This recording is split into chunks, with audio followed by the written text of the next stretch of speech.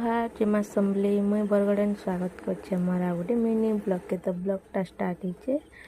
गरम चाहा नु तो चलून चाहा बसी चाहा पी कर आके कांगड़ा करमा जे देखामी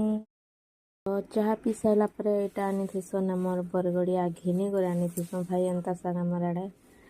नहीं मिलवार तो घिनुआ ही मिलुचे घिनी कर आनी थीसन तो मुई पहला शाग के बाछी नेसी तारपर आके काଣା होची चाहा पी सारा पर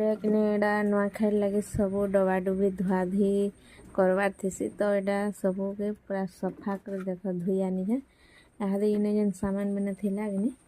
एठाने सब रखी थी बेले यहाँ भरमा चलो तो डबा मैंने जेनटा मैंने खाली थिला सब पूरा पैकिंग कर देछे देखि पारुथबो सब डबा मैंने थी सारा पर एटा राति लगी झुनगा आलू कर काटी दाल बघारी बार लगे प्याज